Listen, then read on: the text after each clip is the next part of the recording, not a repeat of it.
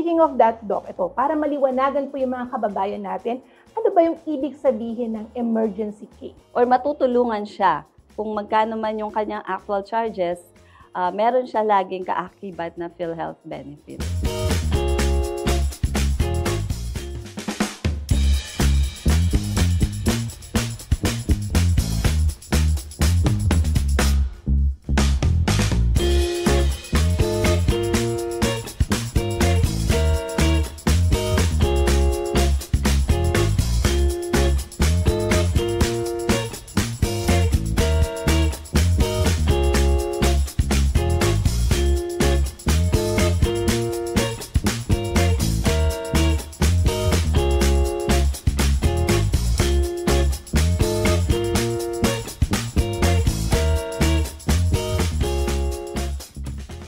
Hello mga kayakap!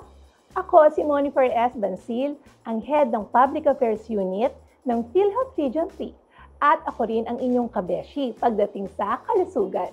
Kumusta Central Luzon at sa mga kababayan natin sa amang panig ng daigdig?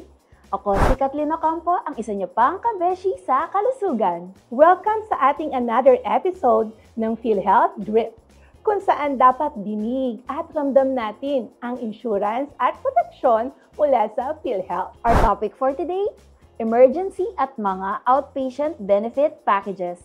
Let us all welcome our guest from Benefit Administration Section B, none other than Dr. Juliet B. Diaz. Hello po, Doc! Hello, Mons. Hello, Kath. Magandang gabi po sa lahat ng ating televiewers. I hope you are well and full of hope para ipagpatuloy itong ating napakagandang buhay. Ayan. Oo, Doc, di ba, no, Kat? Yes po, thank you po Doc dahil napaunlakan niyo po yung pag-imbita po namin para sa programa namin. At napakaganda nung topic natin. Kasi, Doc, ito yung laging tinatanong ng mga kababayan natin na kapag less than 24 hours, hindi nila nagagamit yung PhilHealth. So, speaking of that, Doc, ito, para maliwanagan po yung mga kababayan natin, ano ba yung ibig sabihin ng emergency case? Okay, yung medical emergency, isa itong condition or state ng pasyente wherein based sa assessment ng doktor, there is immediate danger or kung may delay in initial support and treatment, this may cause loss of life or cause permanent disability sa pasyente. Applicable din to sa mga nanganganak na mga pasyente na buntis, no? Kung hindi siya kaagad ma-attendan or mapoprovide ng attention, medical attention, pwedeng mag-cause ng injury or permanent disability dun sa unborn child. Or non-institutional delivery. Ibig sabihin, hindi siya makakapanganak sa isang health facility. Sa labas siya ng hospital facility. So, maraming pwedeng maging complication yun. And then, since na-identify na natin, na-define na natin kung anong ibig sabihin ng medical emergency, papasok ngayon yung ating emergency care. Yan. So, i-address natin yung mga medical conditions na nagre-require ng immediate attention to prevent death, serious harm, or deterioration. Dalawang klase ito, no? We have emergent care and urgent care.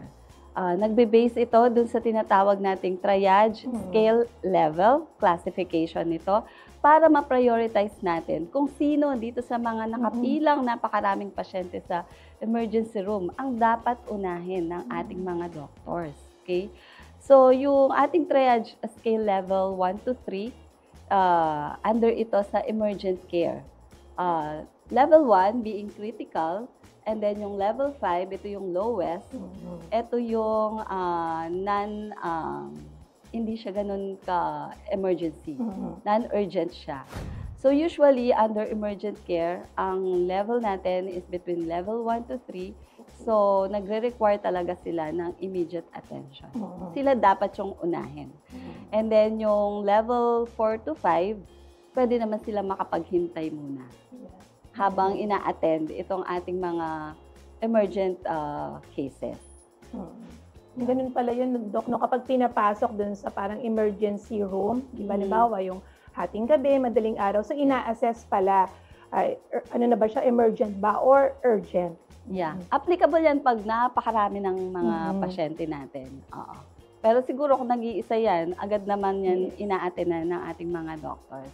Siyempre, pag madaling araw pupunta yung pasyente sa Mhm. ER, ibig sabihin talagang masama ng pakiramdam niya. Mm-mm. So, they really need to be attended So to. usually yung Mm. masakit na masakit yung tiyan, nagsuso Yes. ka. Chest Ayan, pain, yes. oo, nagtatae, nagsusuka, persistent Mm-mm. vomiting, o kaya sobrang taas ng lagnat. Yan. Mm-mm.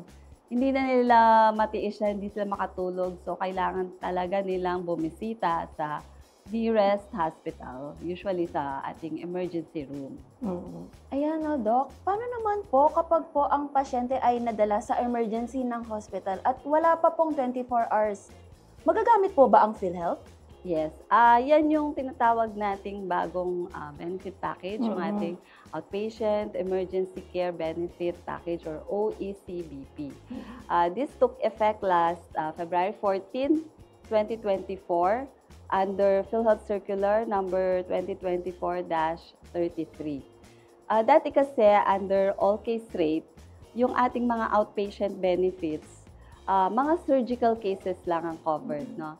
Yung mga day surgeries na tinatawag, like yung excision of simple cyst, yung mga incision of drainage na mga abscess, or yon yung mga hindi nagre-require ng emergency attention. Covered dyan under all case rates. Kasama din dyan yung mga hemodialysis, cataract, kahit wala pang 24 hours, Okay. covered dyan. But this time, under emergency care benefit package, ito yung mga acute cases, yung mga nabanggit nating mga symptoms kanina, na hindi naman talaga nagre-require ng admission, Mm-mm. and they can be discharged within 24 hours. So, covered dyan. Even yung mga pasyente na nag-expire sa ER, pwede siyang i-cover under emergency care benefit package. And i-discuss ko lang further, meron tayong tinatawag na emergency care essential list or EECL. Mm-mm. Nasa Annex A yan ng ating circular. So, listahan nito ng mga items na pwedeng maging basehan ng ating mga doctors kung ano yung mga services na ipoprovide na kailangan ng pasyente. No? So, kung titignan natin yung Annex A, we have a total of 342 items. Kasama dyan yung consultation fee, different types of services like kung kailangan niyang malagyan ng Foley catheter. Alam mo yung mga pasyente na hindi makaihi, kailangan lagyan ng Foley catheter. Then yung mga kailangan malagyan din ng mga NGT, minsan hindi sila makakain or meron silang na inom na gamot na sobrang dami, kailangang ilavation, lalagyan siya ng NGT. Pwede din sa mga, kunwari yung mga diabetics na nag-hypoglycemia, sobrang baba ng sugar, minsan nilalagyan niya ng swero para mabigyan ng tinatawag natin D50-50. So, yun yung example ng mga services. Also, yung nebulization, yung mga asthmatic natin na hindi makahinga. Yun, binabayaran yan under OECBP. Kasali din dito yung mga imaging services like ultrasound, X-ray, MRI, CT scan. Ayan, lahat yan covered. We also have laboratories, TBC, platelet count, dengue test, FBS, RBS, etc. Then, therapeutics and medicines. Example, yon yung mga swero, antibiotics, no? Even yung mga, minsan, di ba, meron tayong may encounter sa ER na may nakain na seafood or yung mga allergic pala sa sila, gamot, usually ibuprofen yan. Sobrang dami ng pantal sa balat, tapos yung iba nahihirapang huminga. So, Hindi ba yung parang jellyfish, di ba, Doc? Yes. O yun?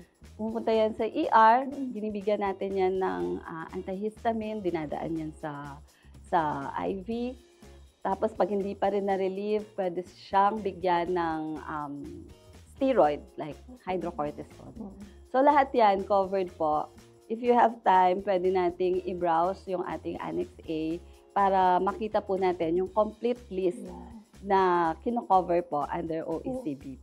So magandang balita po yun, Doc, di ba, Kat? Kasi sabi nung dati, yung mga worries ng mga kababayan natin, nadala sila sa emergency, pero hindi nila magamit yung PhilHealth. Yes. Pero ngayon po, Doc, tama na magagamit nila yung benepisyong PhilHealth sa emergency cases. Yes. Oo. May babayaran po ba, Doc, sila sa private or government? Paano po yung... Oo. So, yun nga, dito sa ating Annex A, nandun yung mga corresponding amount ng mga services or items, no? So, yun yung magiging basis ng ating payment, yun yung ceiling amount. So, kung sumobra, like for example, yung ABG, let's say dito sa ating annex, nasa 1,200. Tapos sa private hospital, ang rate nila is 1,500. So, 300 na lang ang babayaran ni patient. Hindi mga pagkakataon naman, Doc, di ba? Sa na, government, Yes. Usually, kapantay lang nila yung list or mas mababa. Hindi na nila kailangang magpalwal. Wala silang out of pocket. Ako, Doc, isa ako sa naka-experience nung outpatient emergency.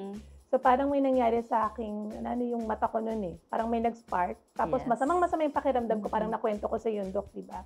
Tapos nagpunta kagad ako sa hospital, emergency. And then nung sabi ko na, magkano po yung babayaran? Sabi nila, wala po. Na-cover Sabi ko, siya. ito pala yung outpatient emergency. Ang sarap sa pakiramdam, lalo na kung wala kang dalang pera. Sabi ko, malaki palang tulong. Yes. At tama po ba, Doc, sa buong Central Luzon, pinapatupad na po natin Yes. ito? Oo.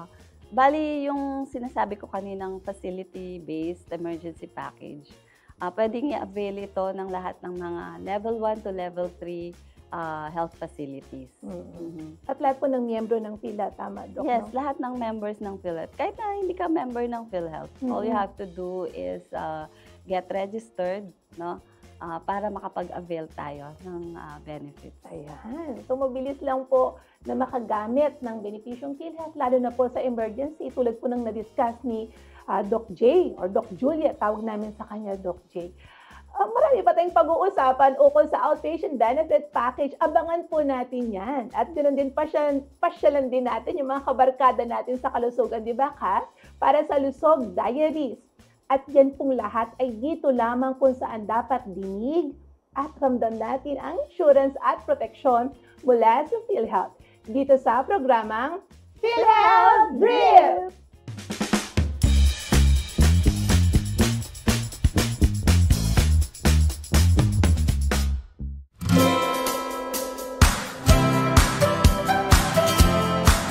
Sa bawat sulok ng mundo, May kwentong alaga, kwentong tagumpay, kwentong pag-asa, kwentong PhilHealth Lusog Diaries. Kumusta mga ka-PhilHealth? Ready na ba kayo sa mga kwentong ibabahagi namin sa inyo? Ako si Ann L. Roque na makakasama nyo dito sa PhilHealth Lusog Diaries. Ako naman si Angela Salonga, ang ka-PhilHealth nyo sa kalusugan.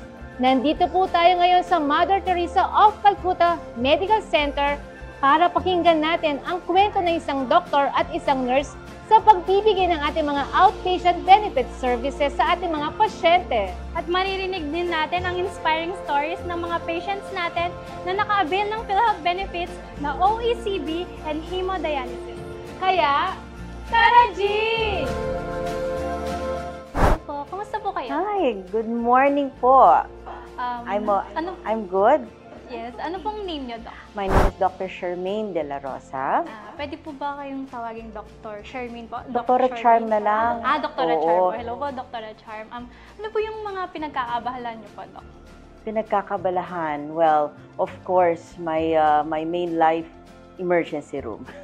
Obviously. Sa practice, sa pagpa-practice ko sa baba. Right now, from a simple general practitioner, I am now a second-year family medicine resident. So yun ang pinakabagong pinagkakabalahan ko along with the hospital. So yun po yung role nyo po dito sa Calcutta niyo? Ang primary role ko kasi is an emergency room physician. I'm one of their in-house physicians. I'm actually the chief resident sa emergency room. Opo. And then now the associate director for emergency complex. So, Along with din po family yung medicine pinag- resident. Ah, Yan. okay oo. po. Ayan, Doc, gano'n na po kayo katagal sa profesyon pong ito? Doc? Well, I've been a doctor since I passed the board 2010. Eh. So I've been a doctor since 2010. Also started at Calcutta around that time. So, I've been a doctor for 15 years. Okay, Oo. matagal-talagal na din po, no, Doc? Oo. Ito po ba yung unang job niyo po? No. Ang unang job ko kasi primary facility siya. Primary care hospital yung unang pinasukan ko. Then, I shifted nung medyo nagkaka-experience na. Natanggap ako dito sa hospital, sa bigger hospital setting na. And been with them since that time. Matagal na din na, Doc. Oo. Ano po yung naging ano niyo, Doc? Bakit po kayo naging doctor? And ano po yung naging inspiration? The eternal question. Of course, the most cliche. Syempre, the most cliche but still holds true. You know, syempre gusto kong makatulong. Gusto kong makatulong in the best way that I can. I grew up, we're not a family of doctors, but I did grow up with an aunt, yung kapatid ng mom ko, who's a doctor, the former Dr. Luzzie Manalili. So, she was a pediatrician. So, growing up, I saw her dealing with the patients, ang dami niyang mga pasyente. Love na love siya ng mga tao. Kaya sabi ko, gusto ko rin ng ganyan. Lahat naman tayo may capacity to help di ba? Pero ito yung the best way na nakita ko on how to serve that purpose. Ayan, Doc, paano nyo po nade-determine po if yung isang case po is qualified po siya as outpatient emergency care po? So, syempre lahat ng pasyente pupunta sa emergency room. Sa kanila, emergency sila. Yes. Kailangan nila para sa kanila, emergency ako, may nararamdaman ako, kailangan ko agad makakita ng doktor. Ang role naman ngayon sa emergency is triage muna. So kami magde-determine kung how serious the condition is. So meron yung mga non-life-threatening down to the most serious. Any pain sa katawan is urgent for the patient that needs acute care. Sa mga emergency cases po na ganito, ano po yung naging papel po ni PhilHealth po sa inyo at sa mga patients po natin? Kasi syempre naglalabas din po ng pera. Oo, hindi actually syempre alam mo, syempre nasa private hospital Yes ako, po. no? So syempre alam ko yung gastusin ng isang pasyente, no? Yes. Ang dami mong kailangan ipagawa kay pasyente. Kadalasan hindi sila nagko-consent for the things that we need to do, the medicines that we need to give. Kasi syempre, lalo na yung mga walang HMO, it's costly for them. So doon kami natitigilan sa management. Nung inintroduce yung sa PhilHealth, yung OECD, hindi ko malaking ginhawa, I would say, no? Especially sa mga walang health card na may nagagamit. Yung hindi ako masyado nalilimitahan sa mga, syempre kailangan right medicine, right diagnostics for the right condition. Yun naman ang backbone ng practice ko. Yun yung kailangan kong i-push . So, nung pinasok yung sa PhilHealth, napapansin ko, wow, na nararamdaman, na nagagamit. At least kahit paano, si pasyente, nararamdaman niya na may tulong. Doc, ano po yung mensahe niyo po sa mga kapwa niyo po, Doktor? Okay. Yung mensahe ko po sa mga kapwa ko po, Doktor, my dear colleagues, meron na pong nagagamit na PhilHealth package po para sa mga patients natin. Mga kapwa ko po, Doktor, na nagtatrabaho po sa emergency room, may nagagamit na po yung mga pasyente natin na PhilHealth Care Benefit Package, yung OECD. Kaya pwede na po nating magamot ng tama yung mga pasyente natin na at least hindi po tayo masyadong nalilimitahan in terms of yung finances nila. And Doc, any message nyo po sa PhilHealth po? Sa PhilHealth, maraming salamat po na binubuksan nyo po ang pinto ng PhilHealth na maramdaman po naming kasi contributor din po kami, na maramdaman po naming mga nagko-contribute na may insurance kaming na ibabalik na nagagamit po para sa pangkalusugan na pangangailangan. We're very grateful.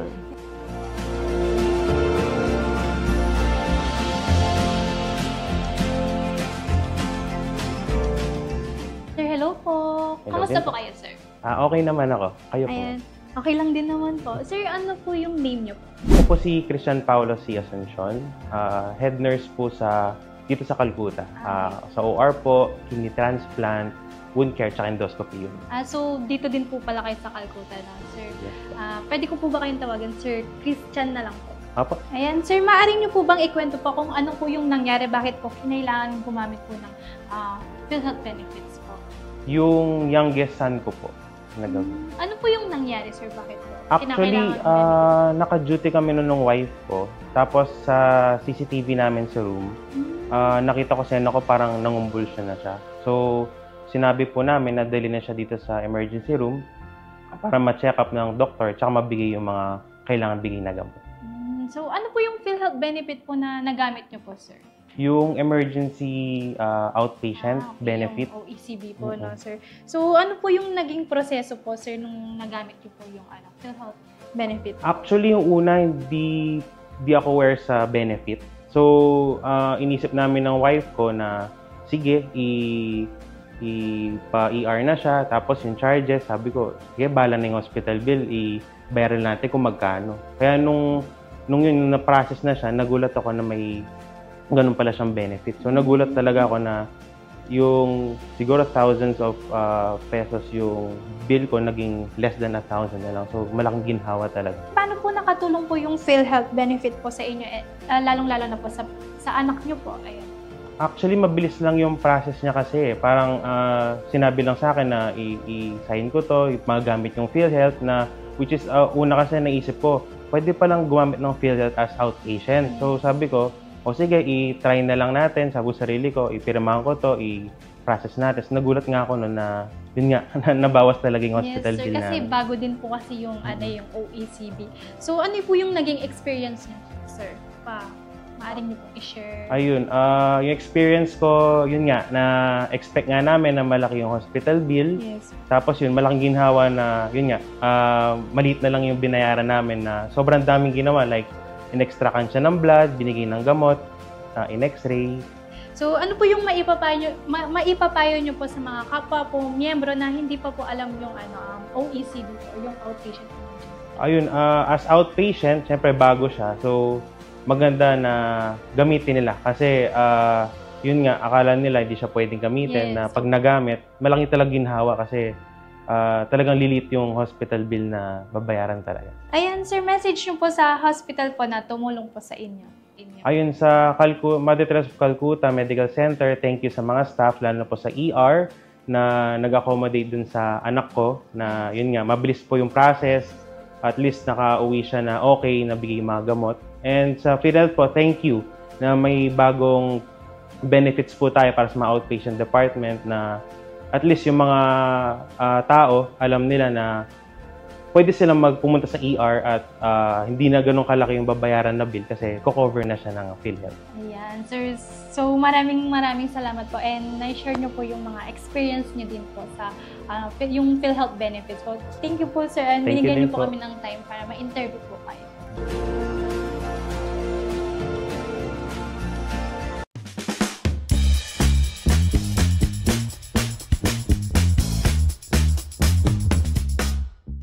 Hi! Nandito pa rin tayo sa PhilHealth Drip, kung saan nais natin dinig at ramdam natin ang insurance at proteksyon mula sa PhilHealth.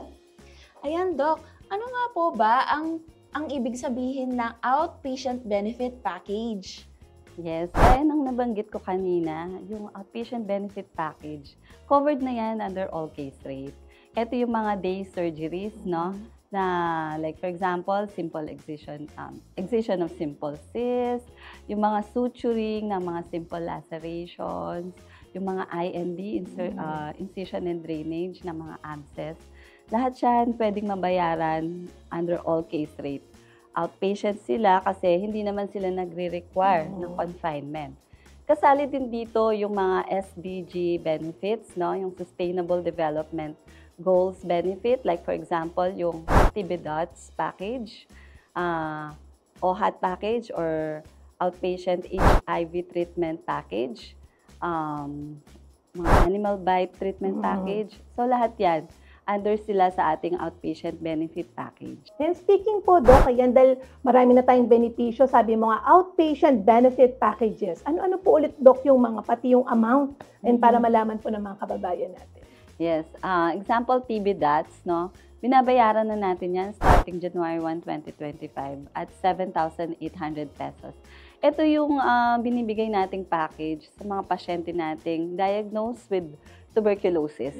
So, pumupunta sila sa mga RHU or any accredited health facility na meron silang TB DATS sa package, no? Binabantayan kasi yung pag-inom ng kanilang gamot to make sure na compliant sila dun sa duration ng treatment. Usually, 6 months yan, no? Then, of course, yung ating hemodialysis, tumaas na siya at 6,350 pesos. And 156 sessions na rin ang covered natin each year. Also, we have outpatient blood transfusion. Ang bayad natin dyan, 7,098 pesos. Cataract package. Ang kanyang rate ranges from 20,200 up to a maximum amount of 80,900. Depende yan kung ano yung intraocular lens na ilalagay sa mata. Bawat mata po yun, Doc, tama Yes, po. No? oo. Babayaran Malaking yan. tulong yun, Doc, Oo. dun sa mga may cataract po na mga kababayan natin. Yung mga intraocular lens kasi natin, mayroon na ring choices ang ating pasyente from monofocal to multifocal lens. Depende kung ano yung assessment ng ating ophthalmologist na kailangan niyang intraocular lens. Then yung ating outpatient HIV/AIDS package or OHAT, we now pay 14,625 pesos. Ano yan? Quarterly. Quarterly yung ating payment. Then, outpatient malaria package at 1,170 pesos. Moderate leptospirosis package at 21,450 pesos. Hindi yan outpatient. Ano yan? Inpatient or under all case rate. Antenatal care package. Ito yung mga buntis na nagpapatingin sa ating mga RHU na as prenatal check-up. No? Binabayaran natin sila ng 2,925 pesos. And yung ating expanded newborn care package sa mga babies na bagong panganak, we pay 5,750 pesos. So maganda to, Doc, na na malaki yung mga benepisyo ng PhilHealth sa mga ganitong kaso. Kasi akala nila nga baka pag may AIDS, may tuberculosis o yung sa cataract, hindi siya sakop ng PhilHealth. So malaki na pala yung benepisyo. And Doc, tama po, hindi to cash na matatanggap. Yes, benefit siya. Benefit siya. Healthcare services po siya, Doc. Ipa-file yan ng health facility sa atin as claim. Bali yung miyembro, wala siyang ilalabas na or matutulungan siya kung magkano man yung kanyang actual charges, meron siya laging kaakibat na PhilHealth benefit. Parang discount niya yon. Kung covered naman lahat yung kanyang amount ng PhilHealth, wala na siyang babayaran. Ayun, malaking tulong po yung OACB po natin. Ang dami pong nakapaloob po doon. Tapos, bukod po doon, karamihan po doon sa mga packages is tumaas po yung rates nila. Pati yung outpatient cut, so emergency, meron ding outpatient. Yes po. Ngayon naman po, Doc, kung maulit man po ang karamdaman ng isang pasyente, maaari niya bang magamit ang PhilHealth benefit sa parehong sakit? Yes, yun yung tinatawag nating SPC or Single Period of Confinement.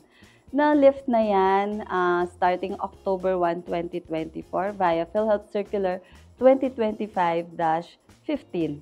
Dati kasi, hindi ka pwedeng makagamit ng PhilHealth kung na-diagnose ka for the second time dun sa kaparehong sakit. Example, may pneumonia ka ng January 1, 2024. Tapos, after 90 days, or wala pa palang 90 days, example, February 2, nagkaroon ka na naman ng pneumonia, hindi ka pwedeng mabayaran kasi nga meron tayong policy na single period of confinement. Kailangan mo munang magpalipas ng 90 days bago mabayaran yung same illness. Pero, since last year, because of that circular, lifted na yon. pwede ka nang mabayaran kahit na maulit yung sakit mo na yun for that particular period. O kasi Doc, diba, paiba-iba yung panahon. So Yes. sobrang napakahirap po talaga. Ang daling magkasakit ngayon. Kaya minsan yung sakit mo ng ganito, after how many weeks or months? Ayan na naman. Lalo na kung mahina yung immune system Doc. mo. O, kaya Doc, may mga tanong din, may nagtatanong sa amin, sabi nila, baka maubos na yung PhilHealth ko. So, buti na lang po, Doc, na magagamit pa rin nila yung PhilHealth nila. Doc, yung 45 days, Doc. Ano Yes, naman yung 45-day benefit limit rule naman yan. Na-lift na rin yan via PhilHealth Circular 2025-007. Nag-take effect ito noong April 3, 2025. Yeah. So, dati kasi, pag PhilHealth member ka, meron kang 45 days in a year, maximum 45 days confinement. So, pag madalas kang ma-admit, tapos during confinement, lumagpas ka na pala dun sa 45 days na limit, hindi mo na pwedeng magamit ang PhilHealth. Pero this time, since it's already lifted, kahit na ilang beses ka, mag-exceed ka ng 45 days, pwede ka pa rin mabayaran. Kasi Doc, may mga cases, di ba, na mahaba yung araw nila talaga sa hospital. And within a year, pwedeng ilang beses sila na na ma-confine ulit. Kasi hindi ko alam, Doc, di ba, dahil nagbabago ba yung panahon, nagmutate na rin ba yung mga sakit. Ayan. Doc, ito po, dahil naging case to dati, pero ngayon po ba may benefit coverage pa rin tayo pagdating po sa COVID-19? Yes, yung ating COVID-19 package, nag-improve na rin yan, nag-enhance. Because this time, kasama na yung mga pediatric cases. So yung rate natin, nagre-range from 51,000 to 275,000 for pedia cases. Pag sinabi mong pedia cases, ang age range nila is from 0 to 18 years of age.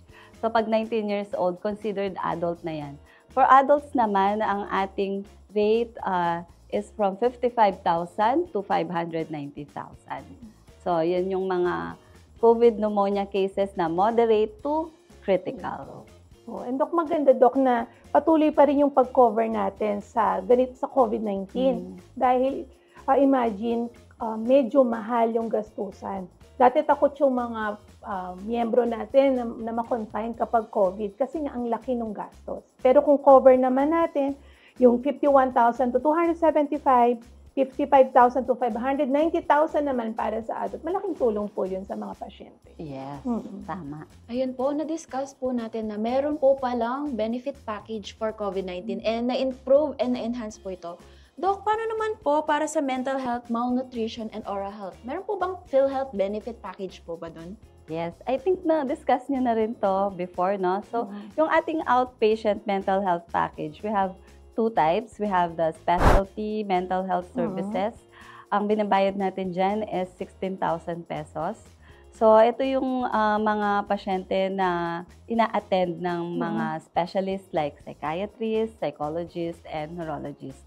Yung mga general mental health services naman, ang rate natin dyan is 9,000. These cases are attended by primary care physicians, mga municipal health officers, city health officers, mga internal medicine specialists, even general practitioners, family medicines, and pediatricians. For severe acute malnutrition, covered ito, no?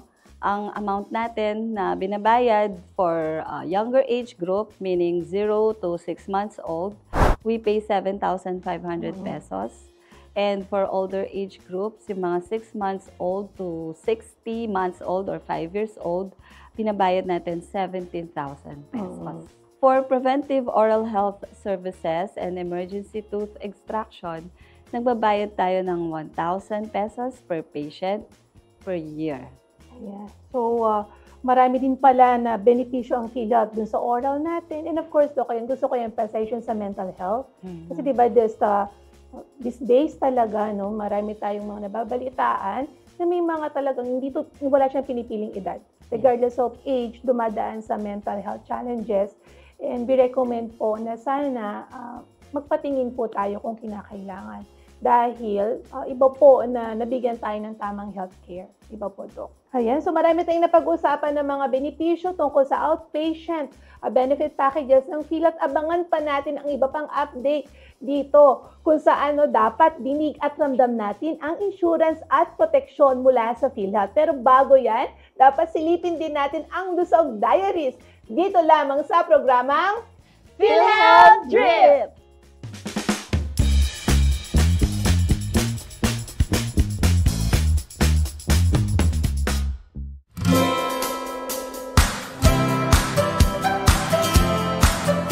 Hi sir, kumusta po kayo? Mabuti naman po. Kamusta kayo mga? Ito, excited kami kasi first time din namin magkakandak ng interview ngayon, di ba? Sir, maaari niyo po bang ipakilala ang sarili niyo at saka ano ba yung role niyo dito sa hospital?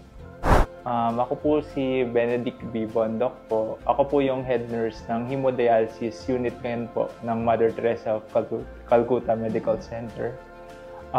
Dialysis nurse na po ako magsimula pa man noong 2007 po. 17 years na rin po akong dialysis nurse. Matagal ka na rin palang nurse, sir. Sir, ba't napunta ka sa dialysis? Curious lang ako. Kasi yung iba, di ba, nasa ER or mostly yung parang routinary. Opo. Actually po, na-assign lang po ako noon ng supervisor na, sige, dyan ka na sa dialysis. Magsimula po noon, doon na po talaga ako nagserbisyo mula pa naman po. Sir, ano yung naging dahilan or naging inspiration mo para mapili mo itong profession ng pagiging nurse? Actually po, by accident lang po ang pagiging nurse ko po talaga. Hindi po siya talaga na pinili ko po. Na mano lang po talaga ako doon sa trend na marami pong nag-nurse noon. Tapos po, nung natapos po ako, pre-practice ko po yung profession ko po as a nurse. Nagustuhan ko naman po siya. Magsimula nun, nagpatuloy na po ako maging nurse. Galing mo naman. Parang sumunod ka lang sa trend, tapos nakuha mo ng minahal yung pagiging nurse mo, di ba? Sir, maaari mo ikwento kung ano ba yung nangyayari sa isang dialysis center? Opo. So, usually po kasi, siniservisyohan po namin yung mga pasyente na hindi na po gumagana or nagkaroon na po sila ng kidney failure. Okay. Yung kidney po nila, may damage na po. So, ang mangyayari po niyan is, dito sa unit po namin, may isang treatment po kami or modality of treatment po, which is yung hemodialysis po yung ginagawa namin. So, yung hemodialysis po, yung machine po with the filter is nagsisilbig pong artificial kidney po ng pasyente namin. So, ito po yung naglilinis ng dugo ng pasyente namin para po, yun nga po, para magsilbi siya as kidney po, replacement for our patient who are on kidney failure po. Yes. Ako personally, na-witness ko din yung kung ano yung environment sa isang dialysis center. Sir, ikaw ba may na-experience ka sa mga dialysis patient? Yung personal experience mo, yung nararamdaman nila. Paano ba yun? Chine-check mo ba sila? How do you handle their cases po kapag ikaw ay naka-duty bago ka naging head nurse? Alam ko. Opo. Paano, sir? May na-experience ka ba? Ang parati ko pong iniisip, pag ako po yung nurse, kasi pag sa patient po kasi, iniisip ko po na kapamilya ko po talaga yung siniservisyon po. Automatic po yun sa akin. Iniisip ko po na pagsisilbihan ko po, hindi lang po siya other sa akin. Kumbaga, tatay ko po siya, nanay ko po siya, brother ko po siya. Ganun po ako magserbisyo. Yun po yung parati kong iniisip kasi gusto ko pag nagbigay ako ng serbisyo, yung the best po para talaga sa patient. Parang you treat them na kapamilya mo din sila, hindi yung patient lang siya, di ba? Hindi po siya patient kasi di ba yung mga dialysis patient, hindi mo alam kung anong nararamdaman nila during 4 hours, di po ba? Opo, napakahirap po kasi maging dialysis patient. Yes. Kaya we, as much as possible po, we provide empathy to them po talaga. Tapos sir, ano ba yung naging role ng PhilHealth na malaki bang tulong ito sa ating mga dialysis patients? Opo, napakalaking tulong po talaga ng PhilHealth po magsimula pa man po sa mga dialysis patient. Kasi dati po, wala po talaga. Nadan ko pa po na totally na wala po pa pong service na po na PhilHealth yung parang shoulder po ng PhilHealth. Parang 17 years ka na kasi. So, nakita mo yung parang Opo, nagka-cash out journey. po talaga sila. Libre na po. Sila. Napakaganda po talaga ngayon ng PhilHealth, which is libre po talaga ang serbisyo na nabibigay sa aking pasyente. Tuwang-tuwa po lahat, kaming mga nurse, lalo na po yung mga pasyente namin. Yes. At least ngayon, naging panatag na yung pasyente, even the family, kasi di ba napaka-stressful na situation ng nagdadialysis ang isang miyembro sa pamilya. Then kayo din dito sa hospital, hindi na rin kayo masyadong stressful kasi nag-extra mile kayo. Yes po. Para tinutulungan nyo din sila, di ba? So ngayon, kasi family na po talaga ang turing namin sa kanila. Hindi na po iba talaga. Kapag napasama po kami dito sa dialysis po dito sa Calcutta, family na po talaga yung turing namin sa pasyente. Yun na nakwento ng tita ko na parang mga anak na daw yung mga technician tsaka nurse daw. Ayan. Tapos, sir, ngayon po, anong masasabi nyo sa mga kapwa nurse nyo na nagsaservisyo sa ating mga miyembro? Sa mga kapwa nurse ko po, alam ko po nakakapagod. Minsan, yun nga, nakakapagod. Minsan nakakawala ng gana dahil siguro sa mga nangyayari na rin sa paligid natin ngayon. Alam naman natin yon. Pero laban lang. Kasi may mga pasyente kasi tayong maasa sa atin. Yes. Lalo na yung mga dialysis patients natin. Lifetime kasi yung pangangailangan natin at gamutan nila. So, kaya natin to, pasok lang tayo. Magbigay tayo ng hope sa kanila. Kasi nga, nandito tayo as their advocate, and it is our mission to help them as a nurse. Yes. Yun po.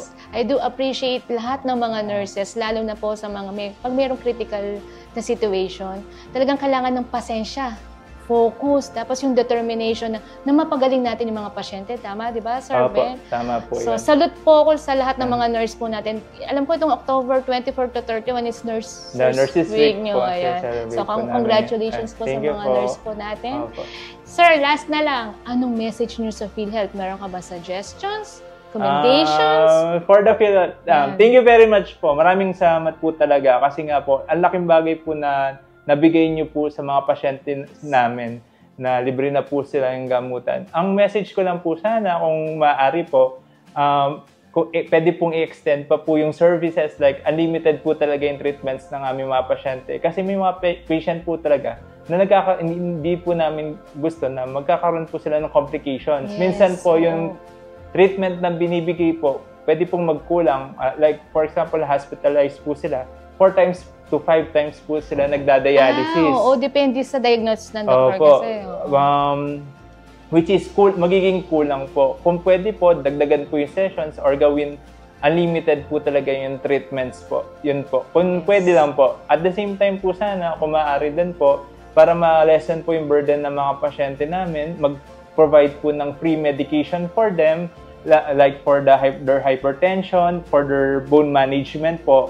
At the same time po, sana po mabigyan din po sila ng for nutrition and transport service po. Kung mabibigay po natin to sa ating mga pasyente, malaking tulong po talaga yon para sa mapabuti yung kalagayan nila at mapataas yung quality of life po nila papuntang normal na po as mamayang Pilipino po. Yes, parang hahabol ka ng mayor sa speech mo. So, narinig naman po namin yung iyong mga suggestions, sir.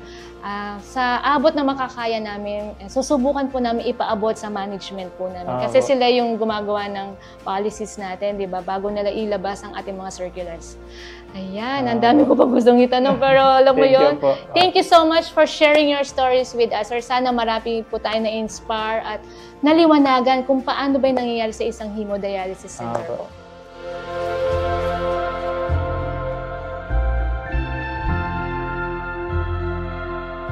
Hi, Nay. Kumusta po kayo? Mabuti. Nay, maaari niyo po bang ipakilala ang inyong sarili? Oo. Ako si Bernaldita Pasyong Garcia. Ilan taon na po kayo, Nay? 75. 75. Di kayo mukhang 75, ha? Mukha lang kayong 16? Ikaw naman. Ganda niyo po eh. Okay. Tapos, Nay, taga saan po kayo? Taga Minalin. Minalin. So, ever since, dito na po kayo sa Pampanga, Sinila po. Oo. Dito ako sinilang sa Minalin. Okay, Nay, bakit nandito kayo sa Mother Teresa, Calcutta? Dahil nga, nag-depresya yung bat ko. So, nagda-dialysis po kayo dito? Oo. Ilang years na po kayong dialysis patient? 1 year and 5 months. Bago lang po, 1 year and 5 months. Mm. Bakit po kayo umabot dito sa sitwasyon na naging dialysis patient po kayo, Nay? Kasi dati diabetisan ako. Diabetic po kayo, Oo, Nay. 30 years na. 30 years. So, nag-i-insulin po kayo? Oo, nag-insulin ako. Tapos po? Naapektuhan yung kidney. Kidney. Oo. So, na-diagnose po kayo na meron kayong chronic kidney disease. Oo. CKD, stage 5 po, Nay. Oo. So, nung nagpatingin po kayo sa doctor, in-advise na po kayo na i-dialysis po. Oo nga. Para raw, kasi 4.5 lang kaya lang sabi ng doktora sa akin, si Dr. Joy Malyare, na pupunta rin ako doon. Ngayon, hanggat maagapan yung ganakong bato ko. Kaya pumayag na ako. Kumusta naman po yung experience nyo as dialysis patient? May mga nararamdaman po ba kayong iba? Ay, okay naman. Awa ng Diyos, buat nung na-dialysis ako, naalis ata yung infection ko sa katawan. Hindi naman tumataas yung presyon nyo po, no, Nay? Hindi naman. Very good po kayo, Nay. Oo. Nay, kumusta po yung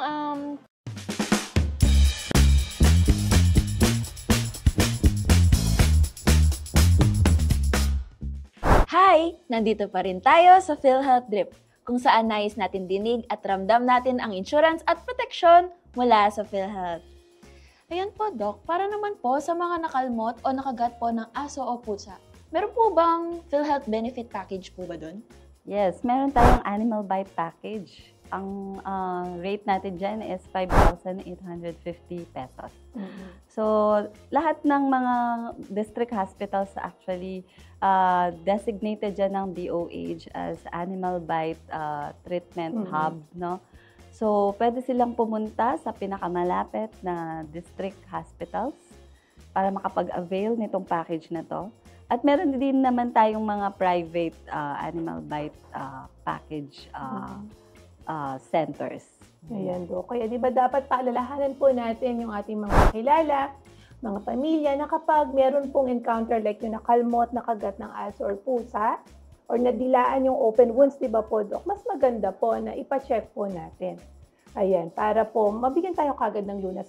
Maiwasan po yung rabies. Diba po, no, Dok? Yes po, share ko lang po.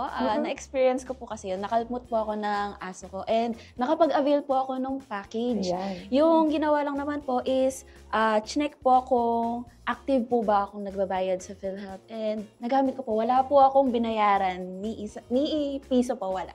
Ayan, oo. And of course naman, sa mga cases naman, Kat, na baka hindi sila nakapagbayad sa PhilHealth. Opo, because of immediate eligibility, wag po kayong mag-alala. Nasa rehistrado lang po kayo at updated ang record. Good news yan, mamaya ibabalitan ni Doc na magagamit pa rin natin yung benepisyong PhilHealth. Ito naman po, Doc, sa mga nagtatanong, gusto nilang magpa-check up kasi medyo mahal to magpa-laboratorio. Naku, may amount kada result, yung bawat test, at mga gamot.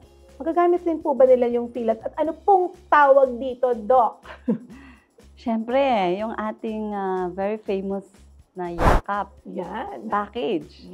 So, kung pwede silang pumunta dun sa kanilang pinakamalapit na yakap clinic or provider para makapag-avail ng mga services nito. Consultation, kung kinakailangan siyang ma-requestan ng mga laboratories, and even yung mga gamot. May gamot package na rin tayo. So, yun po. All you have to do is find your yakap provider and avail of these services. Hindi ba, Doc, sabi nga, kasama pati yung cancer screening. Yes, kasama na rin yung ating cancer screening tests. Okay, para po makapag-rehistro tayo sa napili nating yakap clinic, dapat po una rehistrado tayong PhilHealth member at pwede po tayo din pumunta sa pinakamalapit na PhilHealth office para doon po tayo mag-fill out ng form at pumili ng yakap clinic. O kaya naman po, pwede po nating i-download ang ating sa mga may mobile phone, ayan po, ng eGov app. So, mag-create lamang po tayo ng account dito at makakapili na po tayo ng yakap clinic. Tama po, Doc, no, yung yakap, PhilHealth Yakap o Yaman ng Kalusugan Program, yung dating konsulta. Yes. Ayan. So kung member na po kayo dati ng konsulta, patuloy pa rin po ang inyong benepisyo, ito lamang po ay tatawagin nating Yakap. So yung consulta provider dati, ngayon po tatawagin na nating Yakap Clinic. Po, Doc, ano naman po ang mga kailangan gawin upang magamit agad ang PhilHealth benefits? Like, ano po yung mga requirements po? So, kung hindi pa kayo member, huwag kayong mag-alala, magagamit nyo pa rin naman ang PhilHealth as long as magpa-register kayo.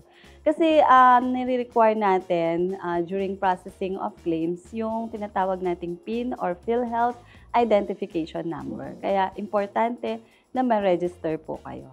So pwede silang magpa-register sa pinakamalapit na PhilHealth office sa mga LIOS natin or local health insurance offices. Meron din silang mga satellite offices, di ba, Ms. Mons? Usually nasa mga malls po yan. So, mabilis naman po yung pagpaparegister. I think within the day, ma-register sila and they will be assigned their unique PIN or PhilHealth Identification Number. So, usually ngayon nagre-require na ng mga documents, no, like marriage certificate or contract, birth certificate, mga valid IDs. Ayan. Kailangan na dala nyo po yan sa mga PhilHealth offices. Diba? Para senior citizens, diba, no, Doc? Senior citizens, PWT, ayan. Para magamit nila, Doc, tama kagad yung kanilang benepisyo. Yes. And of course po, para naman po sa ating mga kababayan na student pa lamang or first-time job seeker, ayan, pwede po tayong humingi ng certification sa ating mga barangay or munisipyo or city hall na tayo po ay estudyante pa lamang or tawag dito? First-time job seeker kasi wala pa po tayong kinikita o kaya naman po sa mga students yung kanilang latest registration card po nila at yung kanilang student ID. Ayan, para po marehistro tayo sa PhilHealth at magamit po natin ito kaagad nang wala tayong binabayarang contribution. So huwag po tayong mag-alala, malawak po ang sakop ng PhilHealth. At ito po, Doc, sa paulit-ulit na tinatanong nila, Doc, pumunta sila sa ospital, mako-confine sila, hindi pa sila rehistrado sa PhilHealth. Ayan, ano pong dapat nilang gawin, Doc? Magagamit ba nila yung benepisyo nila? Aware yung mga hospitals natin dyan, no? Hindi sila pwedeng mag-deprive ng mga PhilHealth benefits just because hindi pa registered yung patient. So, alam naman nila kung ano yung proseso para po ma-register yung ating mga pasyente. So, doon na lamang po, tama na, Doc, yung pasyente, wag na pong pupunta sa PhilHealth office. Kung na-admit ka sa hospital, na emergency ka, pa-assist lamang po tayo sa kasamahan natin nung naano po tayo. Nung PCares. Opo, PhilHealth Cares. Mga PCares na mga registered nurses. Nandun po, may mga naka-assign po sa mga hospitals natin para po mag-assist sa ating mga PhilHealth members. Opo, doon na po pwedeng magparehistro sa PhilHealth or mag-update ng record kung halimbawa po anak natin yung na-confine or halimbawa po senior citizen, ayan po, or PWD, doon na po mismo sa ating hospital. Maaari po tayong matulungan upang marehistro or ma-update ang record sa PhilHealth sa mismong hospital or facility at magagamit kagad natin yung ating benepisyong pangkalusugan. Ayan, so Doc, Kathy, papadagdag pa ba kay Doc? Doc, ano naman po yung mensahe niyo po para sa ating mga miyembro, mga partners, or stakeholders po? Yes, so inaanyayahan ko po kayo na palagi pong manood ng ating mga programs, no? Meron pong mga TV programs, radio programs, at pwede rin tayo mag-follow sa ating mga social media, mga Facebook page, Doc, di ba? PhilHealth Region 3. Yes. Para po ma-empower tayo with a lot of knowledge and information about PhilHealth. Sabi nga po ni Ernie Baron, knowledge is power. Para mas ma-utilize po natin at ma-maximize ang ating mga PhilHealth benefits. Ayan. Thank you so much po, Doc. Babatiin, Doc. May babatiin po kayo, Doc? Yes. Of course, binabati ko yung aking asawa, si Doc Roy, and my children. At lahat ng staff ko po sa Benefit Administration Section, Branch B. Hello sa inyong lahat at kudos dahil they are working very hard. Okay. Para sa ating mga miyembro. Benefit Administration section po ng Branch D, ito po ay sumasakop sa Bulacan, Nueva Ecija at Aurora. So yung team po ni Doc po ang nagpoproseso, ayan, ng mga claims, ayan, para po, of course, mabigay po yung mga financial, ano po natin, no? Financial protection po sa ating mga kababayan. Ayan, thank you so much again ko, Doc. Marami kaming natutunan, di ba, Kat? Yes po, makakatulong po ito sa mga miyembro po natin. At maraming salamat, Doc, na i-share po natin sa ating mga kababayan ang mga benepisyong pangkalusugan para sa emergency at mga outpatient benefit packages. Dito lamang kung saan dapat dinig at ramdam natin ang insurance at proteksyon mula sa PhilHealth. Sa programang PhilHealth Drip!